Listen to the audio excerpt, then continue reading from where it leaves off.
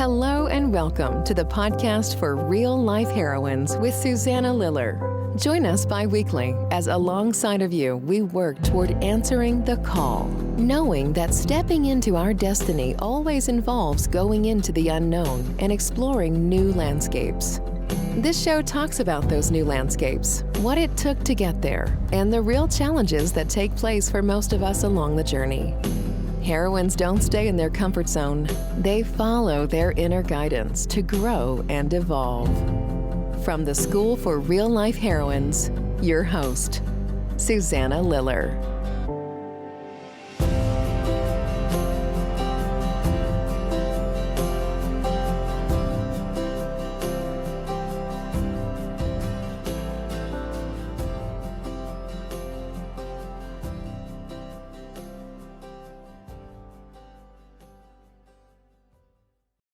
Hello, everyone. Here we are. Welcome to my podcast for Real Life Heroines, where I get to interview real life heroines about their heroine's journey when they answer a calling to do something larger than they had expected, where they make a change in their life that gives their lives more meaning.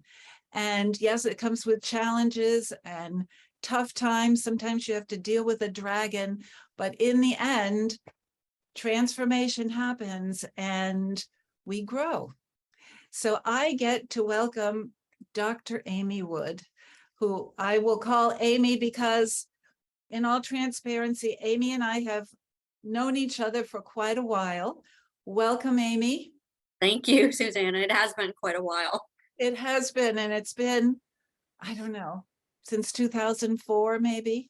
Yeah, it's been almost 20 years. I know. And I should just tell people that the way we met is we were doing similar work in Portland, Maine, and people kept saying, you ought to talk to Amy Wood. And I think they were saying the same thing to you. And we did. And we got to work together for quite a while doing our women's empowerment business together, which we called Ruby Slippers. But I want to say that it was based on this personal strategic planning work we did. And you gave it the most marvelous name of Attracting the Life You Want. Oh, that's right. And I bring that up. And I want to share your bio, but I bring that up because I think what we're going to talk about today, the two of us, is how you have really attracted the life you want. And I have too. So Yes. It's good to share what the heck we did. So let me just say a bit more about you. So here's your formal bio. Okay. The informal was you and I met in 2004 and did some wonderful work together. But formal, through executive coaching and continuing programming, education programming, you are a Maine-based psychologist and you help attorneys reach achievement and fulfillment. You have written a book, Life Your Way, Refresh Your Approach to Success and Breathe Easier in a fast-paced world. And you're writing another book as we speak that the Maine Bar Association is going to, American Bar Association is going to publish. And it's called Lawyer Like an Athlete. Yes. Really interesting. We'll have to talk about that. And then you talk about resilience on Maine Public Radio, and I got to be on that show once, and it was wonderful with your wonderful co-host, Jennifer Rooks. And interesting that it's called Maine Calling, and you and I today are going to talk about your callings. Oh, that's right. And you also write a column for the Maine Bar Journal, and you teach everywhere. And so it's quite a wonderful bio, Amy, and I congratulate you on your evolution as a heroine. Thank you so much. You're definitely a real life heroine. And I want to also say I loved this because I send out to the people that I'm going to interview an invitation, and I ask them, what do you want to most make sure we talk about? And you definitely want to talk about your work, especially with women attorneys. But you wrote this, you said, I can honestly say, and I love this, I can honestly say that I have arrived at a place where I am doing what I love, and it is the result of a long and winding road. Many missteps, experiments, wrong turns, and successes that have culminated in ways I'd never imagined. And isn't that, I mean, for everybody listening, that's it, right? That's the journey. Mistakes, wrong steps, experiments, but you keep following your dream. And so you had a couple dreams, Amy, and a couple times when you, as we all do, we go on many heroines' journeys in our lives, right? And it's always answering a call, an inner voice that's maybe saying, do this or try this, and it just keeps at you. And you and I talked about, you've been on many, and so which one do we talk about? And you said, well, I'd like to talk about the time when I moved from Chicago to Maine, that was a really big, and we talk about these answering a call as a leap, and they aren't always leaps, but I would say deciding to go from Chicago to Maine was a leap. Yes. So you want to talk about how that transpired and how that kicked off one heroine's journey? Sure. And I'd like to start by saying, and I know you agree with me on this, that the most important thing about navigating a heroine's journey is listening to your intuition. Right. And I definitely agree. Absolutely. and I love to tell this story because it really, to me, demonstrates the power of intuition. So I had gone to college in New Orleans, and I went to Loyola in New Orleans. I majored in communications, and I'd wanted to move to New York and get into marketing, advertising, publishing. And my professor said, you can probably do better if you start in Chicago. It's a friendlier place. And so I went there, and I'd never been there before. And I just decided, I'm going to build a life here. And I did. But, the moment I landed in Chicago, I'd never been there before. As I said, I just had this awareness. This is not where my soul is. This is not where I'm going to end up. It's a temporary place. And I had this growing awareness that I was meant to be in New England. And I was there in Chicago for 13 years. And during that time, the opportunity to move to New England, it just was never the right time. And so it didn't happen for a while. And I kept feeling that longing more and more strongly, but it just wasn't aligning. And so when that would happen, when I would feel like, okay, I'm at a juncture, like maybe I was between jobs, for example, and I would be researching job opportunities on the East Coast and nothing was working. And I would say, okay, well, as long as I'm in Chicago, I want to do something to advance myself. What is it going to be? And one of those things happened to be leaving the field of publishing, where I ended up and moved into psychology. I went to graduate school and got my doctorate. And I remember having this idea when I started graduate school, intuitively, I don't want to ever be a standard type psychologist, just teaching, getting tenure, doing research, seeing psychotherapy clients. I want to someday combine my communications background with psychology. I have no idea how that's going to work out, but that's what I want to do. And I remember talking to professors about that, and they would say, I don't know how you're going to do that. I've never seen anyone who's done that. They weren't very encouraging. It wasn't the traditional psychologist right. path at all. No. Right. And that's a whole other story. But in terms of me moving to Maine, what ended up happening is I thought I'm going to move to Boston and do my internship. So an internship is like a residency that you would do as a doctor. It's a 1-year thing where you can go anywhere in the country, but you have to apply to approved internships and get selected. You have to do a lot of interviewing. So I was really determined I'm going to go to Boston because I'd always loved Boston, and that doors were not opening, no opportunity. And one day I was talking to someone in Boston, and they said, I've heard about this really good internship at University of Maine. Have you ever considered Maine? And I had never been to Maine, had never considered Maine. And I ended up applying for that thinking, well, what the heck?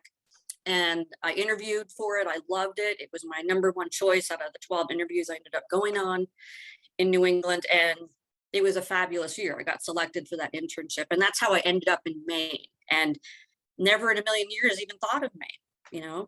I always thought I was going to be moving to Boston or New York, and ended up really liking Maine, especially Portland. And so after that 1-year internship, I moved to Portland and did a fellowship for a year and then opened up a practice. And that is how it all played out. So I think the important message here, and I've certainly learned this again and again, is your intuition is often right, but you can't control how it's going to happen sometimes. Right.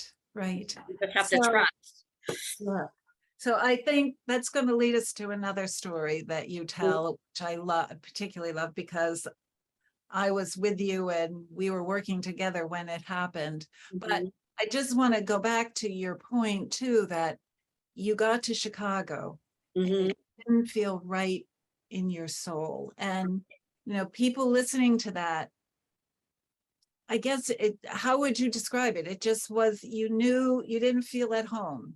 I didn't feel at home. And I remember one of the first visits I had in Portland, I remember I had gone out to eat lunch with some friends and we were just sitting on the steps in front of the restaurant after lunch. And I remember having this very clear feeling like, this is home. It's just a sense of comfort, like this is where I belong. It just fits. And I had never felt that in Chicago, and I had tried to make it fit. And the thing is, it's not rational. I had a great life in Chicago, lots of opportunity, many great friends. Now I go back to Chicago every Thanksgiving, and a big group of friends get together and we talk about the old times, and I love going there. And it's great now, living in this part of the country where I feel my soul belongs, and then visiting a city I really love, but it's just not home. Right. And something else you always talk about, Amy, is paying attention to your feelings. Yes. And giving them priority. Your head might be saying, what, you're crazy, you have a job, why would you leave? And you pay attention to, I know you do. Yes. Yeah. Always pay attention to that. Right. So then you and I started working together, and you were a single lady, and I came to know that you were interested in finding a partner and meeting somebody. And I knew that you had tried a couple, maybe relationships, and it hadn't happened. And so this was, I think, another illustration of you and how you have navigated through life. So you met your husband. Tell us how that happened. Yes. Well, one thing that helped a lot, I'm sure your listeners are aware of the whole circle exercise. We've done it, but maybe just quickly, can you share? Sure. So you taught me this wonderful exercise that has helped me, not just in this case, but with many things in my life. I use it all the time. But the idea is you take a regular 8.5 by 11 piece of paper and you just draw a big circle on it with room to write around it. And you put inside what you want. And it works best when you think of the feelings you want. So in this case, you helped me when I was thinking about finding the right fit, my life partner. And you said, imagine how you want to feel when you're with him.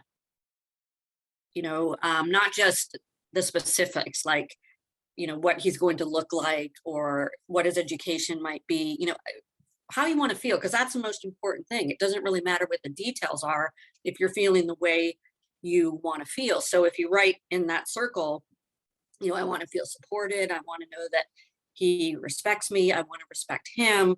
I want to feel comfortable. I want to be stimulated at the same time because I don't want to be bored. And then you put on the outside what you don't want to feel. And so, I don't want to ever feel like I can't trust him. I don't want to ever feel like he's boring, that kind of thing. And what that does when you talk about how you want to feel, it just opens up so much opportunity for the universe to deliver something to give you those feelings instead of, I'll give you an example when I think I may have we may have experienced this together in one of our workshops where a woman wrote down exactly what she wanted in a partner. And she was very specific. He must enjoy fine dining. He must enjoy going to the theater. He must enjoy going to museums with me, blah, blah, blah. And she came in and said, I have great news. I met the guy. And it happened really quickly. And then she said, but the bad news is he's gay. That didn't work for her. Right. No. So when you focus too much on the details, Yeah. as we both know, all you're doing is narrowing opportunity. Right. And quite often in life, we think we know what we want. Like I had in my head what kind of guy I was looking for. And the guy that I ended up marrying was nothing like that, but he's perfect for me.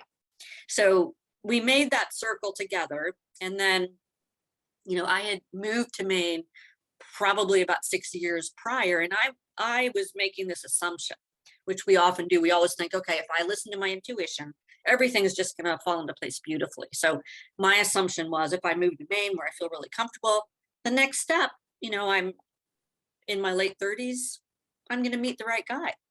And it wasn't happening. In fact, I was meeting the worst guys I'd ever met, the most inappropriate, the most awful. I've heard those stories, and I don't think we should share those. No, I don't think we should. But I reached a point, my mother always used to tell me, and many people have told me this, it's going to happen when you least expect it. Right. And I had always looked around saying, well, I'm not expecting it. But that you need to go to a whole new level of that where you really aren't expecting it. And I reached this point where I was just done with dating. I just decided, you know what, I'm not resigned here. I have a great life. I just purchased this beautiful condo. I have a great practice in Portland. I have many friends. I'm a happy person. And if I meet someone, great, but I'm not going to put any more time into this. I'm just going to live my life and make it the best it can be. And either way, I'm going to be just fine. And it was 3 weeks later, I'd never felt more liberated than I did when I made that decision. It really felt like I had let go of this expectation. Right.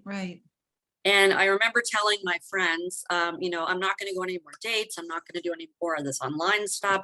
It's not going to be a priority for me. And a few of my friends were concerned, and they said to me, literally, he's not going to show up on your doorstep. Right. And he did 3 weeks later, literally showed up on my doorstep. It was, I still get goosebumps hearing about Yeah. it.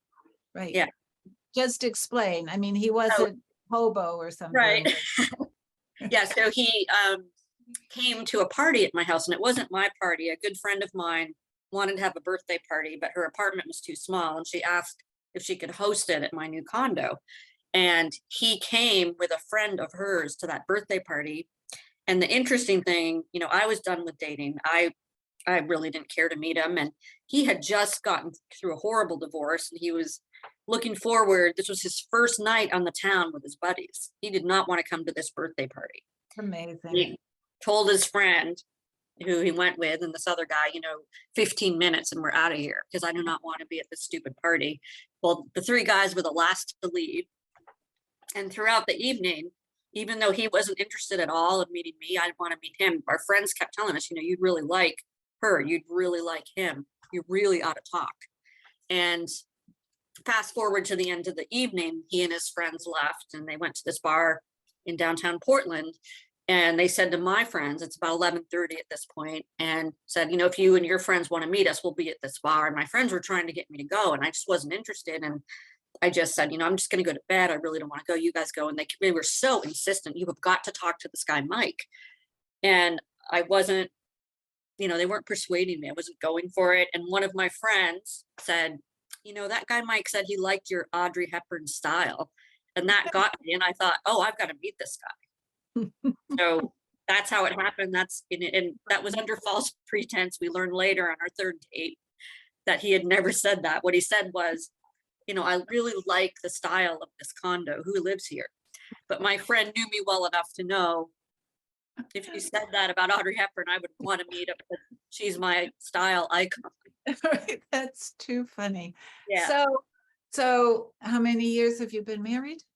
15. Wow. And similar to, landing in Maine, it was just a feeling of comfort. Like, this is where I belong, not, fireworks going off or anything like that. It was I often tell this to my clients who are looking to meet a life partner, and sometimes they've been in really exciting but rocky kinds of relationships where there's great chemistry, but it's unhealthy. And they think that they have to go to the other extreme and just find someone who's dependable but not very exciting. Right. And I always tell them, what you're looking for is a combination of both, the comfort, but also stimulation. It's Right. not either extreme. And that's what I believe I have with my husband. It's just, and he's not what I expected. I want to emphasize that, not at all the kind of guy I'd ever imagined being with. He is divorced with 2 children. I never wanted children. The kids were 7 and 9 when I met him, and I thought, well, it's never going to work. The kids ended up being great. Now they're in their 20s and they're wonderful adults.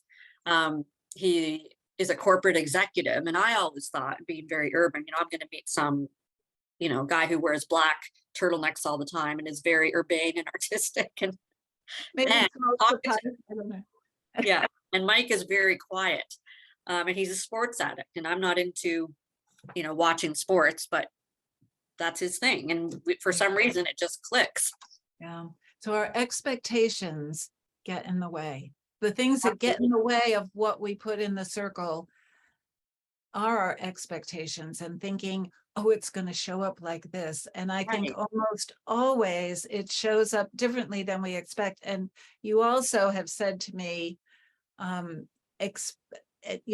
put down what you want, but also know that it could be even better than you even can think of, Right. yeah. And again, going back to your emphasis on feelings,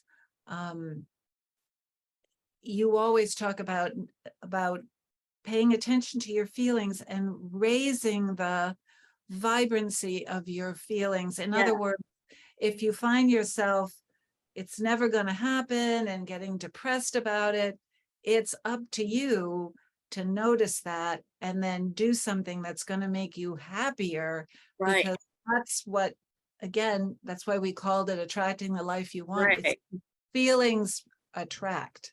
Right. Yeah. Yeah. And if you think about what you're trying to attract, so if you're trying to attract a certain job or a certain home or a certain partner in life, imagine, how do you want this person to be? Right. And then try to be that way yourself so that you can attract it. What do you want that situation to be like? Well, probably you want the situation to be a very positive thing. So if you're feeling down all the time, you're not going to attract positivity. And that's why I think, as we've talked about many times, people who are more optimistic tend to have more opportunities than people who tend to look at the glass half empty. Yeah. Though I've also heard you say, and people talk about, well, you talking about being a Pollyanna, that even the world is a mess. And maybe this gets into what you talk about on Maine Public Radio, resiliency. You're telling me I'm supposed to be happy even though horrible things are happening. And how do you talk to that? Well, I believe that optimism is about being realistic. And I do think some people can be too positive and ignore important information, and they're not living in reality, just in the same way that people can be too negative. So to me, optimism is about looking at the whole complete picture, so looking at our world today, for example, and saying, we have a lot of problems. There's some really serious issues here. And I acknowledge that, but I want to focus on solutions. So how can I make things better for myself? So, speaking of feelings, it's not about denying feelings at all. When we talk about feelings and wanting to attract positivity into our lives, we have to also deal with some unpleasant emotion. We can't just shove it away. So part of being an optimist is embracing whatever emotions come in and working through those, because when you don't do that, you just shove them down or numb yourself from them. They come back and grab you in ways that are not pleasant, like sleep problems and health issues and relationship problems and all kinds of things. Yeah, I remember you telling me about a client you had a long time ago whose mom had just passed away, and she was grieving, and she said, I need you to give me something so I don't feel this because it's too hard to feel. Right. Yeah. So we can't resist that. It's part of being alive and human, right? Right. And our culture is not very good at supporting us in that. We live in a culture where we're supposed to just get on with things and get on to the next goal, and not welcome any kind of emotion that's going to slow us down or interfere with us. Because, what might happen if you're grieving, if you're working through difficult emotions, you might miss out on something. That's what our culture tells us. And we actually miss out on more when we don't embrace our full emotional repertoire.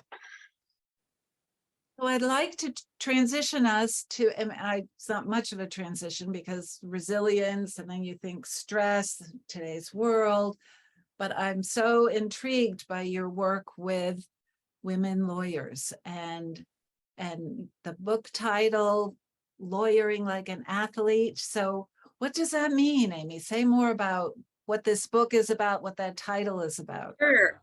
So, I'll start by saying, I've always liked to work with really ambitious adults because I'm very ambitious, and, trying to help adults be happy and be healthy and also fulfill their career aspirations.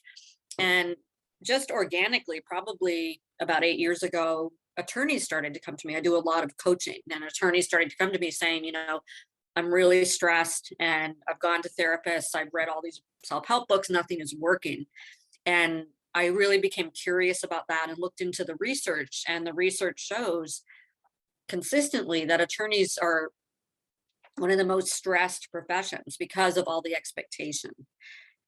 People come to them with very, very big concerns, that they want resolved. A lot of people get their idea about what attorneys do from television. And of course, it's not nearly that glamorous or exciting, and things don't get resolved very quickly like they do on television in the real world. So unless you're Saul Goodman in Better Call. Yeah. It's bad. Go ahead, sorry. So attorneys are really very stressed. I did my own study that showed that they're stressed for a few reasons. One, they don't really feel like they have much control. They have so much work that they don't have control over their personal lives because they have no time for that. Things are always changing without their input, like court dates, for example. I talk to many attorneys who will tell me these stories, like, we're supposed to go on vacation. It was Friday. I was supposed to leave on Saturday, and I was told, no, you have to be in court on Monday. You can't go on vacation. So that's, constantly stressing them. And then there's this idea that attorneys have, that they want to really contribute to the world. But when they get into the weeds of being an attorney, with all the delays and all the bureaucracy and all the upset people and the adversarialness, it doesn't feel like they're contributing sometimes. And then take the adversarialness as another stressor, dealing with opposing attorneys in the courtroom, or difficult judges, or very angry clients, who want to fight. And then, all those things together, they just create this sense of like, what impact do I have? I have no control. I don't have any time. The work never stops. And there are a lot of ways of doing things in the law profession that really lead to unhealthy attorneys. Like, they don't think they can say no. They don't think they can not pick up their cell phone when it rings at 10. If it's a work issue, they think, oh, I gotta answer it at whatever hour. That's one of the number one things I help attorneys with, is how do you say no, and how can setting boundaries make your life better and actually bring in more work, not less. So this is the kind of work that I've been doing with attorneys. And what really occurred to me about 4 years ago was that attorneys are very much like athletes in terms of the stress they endure, professional elite athletes, the stress, the amount of resilience required to perform well, all the expectation, public perception, looking to them for all sorts of things that they can't necessarily deliver. And so I ended up creating a day-long workshop called Lawyer Like an Athlete, where I studied famous athletes, the ones who are really good, like Tom Brady, for example, really good at performing amazingly well, but also being really healthy. And the one thing about athletes that I really think attorneys can learn is that athletes understand, I can't just be training all the time or I'm going to burn out. So I need to take recovery time. They, are very good at surrounding themselves with life experiences that nourish them so that they can perform well when they need to. And attorneys are not good at that. So Keep working and working. yes. Yeah. So my book is really about that. How do you keep your work at the center? Because it needs to be. You've got a really demanding job, challenges all the time. And how do you do that and also have a life? And it sounds like a lot of it is about creating those boundaries and being able to say no and Yes. giving to yourself in some way. What occurs to me, Amy, is yes, this applies to high-powered attorneys, but it could be anybody. Yes. Yeah. Anybody in a high-powered job who's not saying no, who picks up the phone Right. at 10 o'clock. Yeah. Yeah. So do you encounter resistance? Do they say, oh, you're a psychologist, what do you know? This is what I have to do to get ahead. Well, let me I'll tell you a funny story. I was asked to speak at a legal conference. And so I was told to arrive at a certain time, and there was an attorney speaking before me and welcoming me. And he was talking about what to do if you're really stressed out and you really feel like you need some support. And he actually said, and I'm right there, and he knows who I am, this psychologist who he's going to be introducing. And he says, whatever you do, don't ever go to a psychologist because it'll be a disaster. Oh, no. The psychologists don't understand us, and we need, to go to our people. Well, so go to each other if you need support. And then he welcomes me to come up and give my talk, which was Lawyer Like an Athlete. Did everybody laugh? Some people did. Wait a minute. So he knew you were a psychologist and he would be introducing you. Yeah. So he was totally pulling the rug out from under your yeah, absolutely. Thanks a lot. And just to give you another example, I recently started coaching a woman attorney, and she said to me at our second session, it was funny. I was talking to a colleague of mine, another woman attorney, and I told her I had started coaching and I thought it was going to be helpful. And my colleague said to me, why don't you just drink more? Why don't you just drink more? That's what I do. Why would you pay for a coach? Wow. So there is a great deal of resistance, and there's this old school way of handling stress, which, as we know, only increases stress. And that is, you work constantly. You take the edge off when you're away from work by drinking a lot, spending a lot, eating a lot. And of course, that just makes you have health problems. But there's still a lot of attorneys who really wear that as a badge of like status. I had another woman attorney who said to me, she's very young, she was fresh out of law school and had joined a firm, and they were working on a very big case, and they had to travel to another city to work on it. So they were all holed up in this hotel room for a few days, and the expectation was that no one was really going to sleep. They just had to plow through all this preparation and then go to court, and they were eating junk food and drinking a lot. And she said, she needed her sleep, and she went to her boss at the hotel and said, I can't stay up. I have to get some sleep tonight if you want me to be at my best tomorrow. And the boss said to her, obviously, you're not a team player.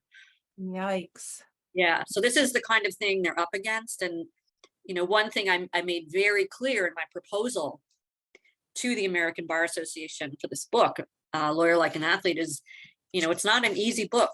You're going to have to stand up to people who expect you to try to deal with your stress in very unhealthy ways. So you've got to be ready to act courageously if you really want a lawyer like an athlete. And what happens if people, I just wonder what you've seen in your own clients who've come to you, your attorney clients. What are the symptoms of their stress when they don't take care of themselves? I mean, what happens? One of the biggest ones I see is just really serious sleeping issues, like not being able to fall asleep, not getting up on time, or waking up at 3 a.m. and worrying. about things, but just feeling like they're not able to get any rest and they don't have any downtime. So they're usually very tired. And a lot of attorneys, to deal with that, they will drink energy drinks and coffee throughout the day. And then at night, they're taking a sleeping pill. And the problem usually is that they don't have breaks. They don't wind down at nighttime to segue into a good night's sleep, nor do they have a relaxing, unrushed morning routine so that they can approach each day positively and at their best. So I see a lot of sleep problems, lots of relationship problems, you know, because they're working too much and they don't make time for relationships. And there's a belief among attorneys that vacation's a waste of time, you know, social time with your friends and family is a waste of time. You should be working whenever you can. Now, thank goodness a lot of this is changing. I'm not the only one doing this kind of work. You know, bar associations, for example, and the American Bar Association, state bar associations are really getting that there needs to be a wellness initiative. And it's pretty impressive what's going on, but it's going to take some time for attorneys to change. There must be, I'm wondering if there are support groups to help attorneys practice this, because they must feel alone if their, you know, office isn't doing this. Yeah. And I'm glad you bring that up, because especially since the pandemic, you know, not just attorneys, but a lot of professionals are feeling pretty isolated if they're working at home a lot. Yeah. And, you know, speaking of women's leadership and women who are ambitious, there's a lot of research showing today that what we need in leadership more than ever is what women tend to do better than men. I'm, you know, taking this from the actual research, and that is, you know, listening and getting through difficult times, you know, having that emotional wherewithal to lead others through stressful events. And it all comes down to emotional intelligence, you know, being self-aware, being able to engage other people at an emotional level and work with them, collaborate with them, and help people feel like they have support. Right. Well, so I remember when we worked together, we would talk about that Harvard study. Yes.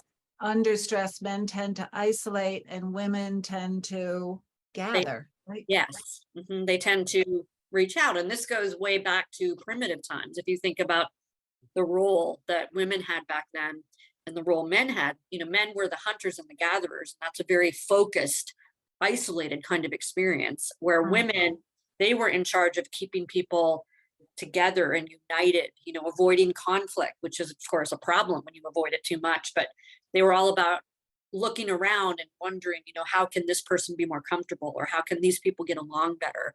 And so women in general, when they're stressed, well, I know we've given this example in our retreats and workshops before, but I think it's a good one, where when a woman has a stressful day at work, what she might do is come home and want to talk to people, want to water her plants, want to cook, you know, do things that help her to feel nourished and connected. Where a man, generally, when he has a stressful day, he'll want to just zone out.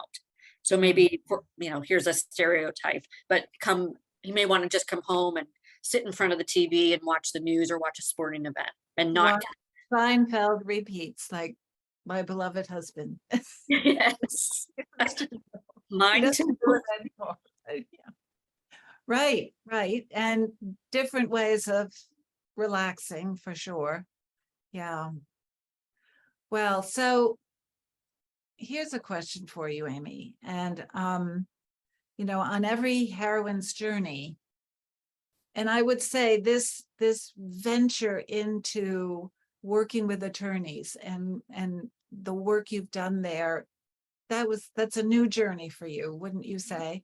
So, and a journey is always, you answer a calling. So your calling was, I need to help these people. I keep seeing them and I'm seeing what's happening to them in their lives, and I'm going to focus on this. And that led you to writing about it. So you cross the threshold, you accept your calling, and you're on the road, and good things happen, bad things happen. And sometimes you meet a dragon, and a dragon is, oh, this is something scary, that, you know, something that kind of touches you deep within, that you realize you have to confront and get over. It's like the next thing to resolve in yourself or transform in yourself in order to move onward, to grow. And I wonder if there's been anything, I mean, I've got to think with this resistance, with that guy introducing you the way he did, Yeah. that was dragon-like, perhaps. I don't Yeah. know. Yeah. Maybe the Well, resistance to this is a dragon for you. yeah, but that kind of resistance just makes me want to do better, work harder. Yeah. And, as a psychologist, I've had to go to court a lot to be an expert witness. And so I've experienced the worst of attorneys, who try to make the expert witness look bad by breaking them down, trying to make them cry, getting them upset. And I think from all that experience, what I really learned to do is just look at it like, hey, I'm at the circus and this is ridiculous. And some of these attorneys would get very upset because I wouldn't break down, I wouldn't fall apart. But when I encounter people who say things like that guy said about, never go to a psychologist, I just thought that was kind of funny. Like, why would you say that? You do have a great sense of humor. Yeah. But I have, a story that I want to tell that it just came into my awareness, and there's been, I think the resistance that you're talking about, it's been for me the whole way, like not knowing how this is all going to transpire. Like, for example, knowing, I don't ever want to be that traditional kind of psychologist, but being a traditional psychotherapist will pay the bills as I try to figure out how to do this creative thing where I'm going to combine psychology with what I used to do in communication. So writing, speaking, all of that, marketing, and just getting frustrated when that wasn't happening fast enough. And it occurred to me just recently that when I was in my past career, the last job I had in that career, I was working for a Dow Jones marketing magazine called American Demographics, and I was in charge of their Midwest sales and marketing office, and they were all in New York, and it was not a good job. I had thought, after working for several small startup publications in Chicago, and that was so fun because they were understaffed, underfunded, so you got to do a lot of creative projects. I get this job at Dow Jones, and I think, oh, I have made big time. I'm working for this big, impressive company. It was awful because they were just so stuck in the past ways of doing things. They didn't want my new ideas. I almost got this message, hey, if you don't have enough work to do, find something else to busy yourself with. We don't really want you to be creative. We don't care about your imaginative suggestions or anything like that. So that's when I decided, well, I'll just take some classes part-time. That's how I started to venture into going back to school. And eventually I left that field. But while I was in that job, I got a call one day from the American Bar Association. They're based in Chicago where I was working, and they had a sales position available. And they wanted to hire me for that. And boy, it paid a lot of money back then. This was in the late 80s. And I remember feeling very compelled to take that job because I thought, well, I can make a lot of money with it. But my heart was in my soul. They were saying, no, this isn't the right fit. You don't want to be in sales anymore. Don't take the job. I ended up not taking it. But fast forward to, speaking of resistance, coming up with this idea for a book, writing a proposal, sending it out to agents, not even getting any responses, getting discouraged. Then I meet this person who connects me with the American Bar Association, and they want to publish my book. Oh. So in the beginning, if I had taken that job in sales for the money, who knows where I might be. But this is an example of intuition.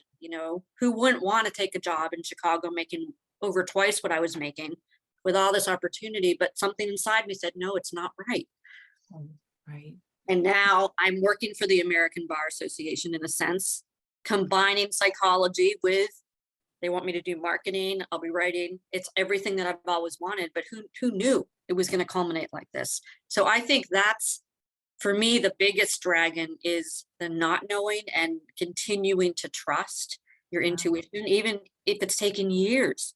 This whole career journey, when you read earlier what I had said about feeling happy, I mean, it's taken me 30 years. Yeah. To land in a place where finally it's coming together as I envisioned it. This is so helpful, Amy. It's so helpful because it's what we all go through, right? And people can be discouraged about Mhm. it. And so maybe this is a good time to ask you the question. People are listening, women are listening, women on their own, and maybe they're contemplating making a leap, going after a dream. Mhm. What would you want to make sure they heard from you today? Well, I think, we talk a lot about making big leaps. And in fact, many people come to me for coaching because they want to make a leap, but they don't know what that leap is. And that creates a lot of anxiety. And I know I've been in that place many times, and as I've alluded to, where hey, I'm ready to get out of this field, or I'm ready to get out of this house or this state or this relationship, but it's just not the right time. So it's about trusting that if you continue to listen to your intuition, you're going to find the way. So it may not be the time to make that big leap. That big leap, just the idea of it may be creating anxiety. So then you ask yourself, or you ask your intuition some other questions like, well, what can I do in the interim until it feels right? Mm-hmm. And continue to trust your intuition, because your intuition, even if it takes a really long time, it's going to take you where you need to go if you listen to it. But the caveat here is, in our culture, we talk a lot about, oh, just quit your job and start over, or just move across the country. You can do whatever you want. And it can't always happen that quickly. So, slowing it down. So let's say, you're just starting to think, hey, I'm not happy in this job, but I don't know what I want to do. Well, you don't take a leap because you don't know where you're going yet. So maybe you go to a career counselor, talk about it, or read a book, or talk to a friend about it, or do some research on the internet, just gradually get going and test the waters of things. Yeah.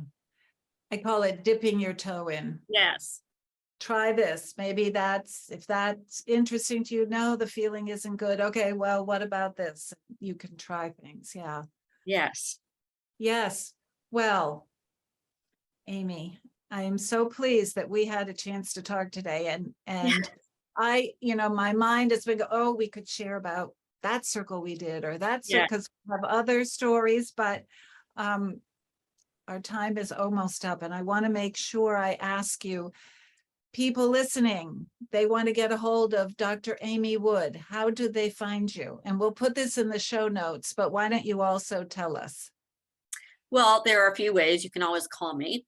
And that number is 207-232-0390. You can go to my website, amywood.com. So that's Amy, AMYWOOD, P as in Peter, S as in Sam, YD as in David.com. And PsyD means Doctor of Psychology. So go to my website, or you can email me, amywood@amywoodpsyd.com. And I'm also at Instagram at amywoodpsyd.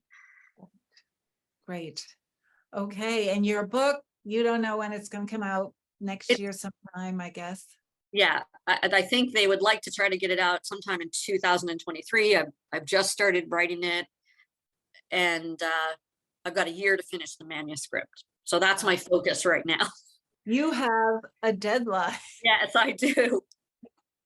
Well, listen, I'm going to let you go so you can get writing, Amy. And again, I thank you so much. And Thank I you. think, oh, you're welcome. And so when is your next show on Maine Public Radio? It's usually the first Friday of every month, and it's Maine Calling, which is 11 a.m. every weekday. But the next one, they switched to a Monday because of some scheduling issues. So my next show, and this one will be on understanding anxiety and depression and how to deal with it. What's the difference? How do you know if you have anxiety or depression? What you should do, how you can prevent it and be resilient in the face of it. Anyway, that's Monday, October 3rd at 11 in the morning. Okay, that should be a good one. And I think a lot of people would learn a lot from listening in. Yeah. And unlike this show, people can call into that show.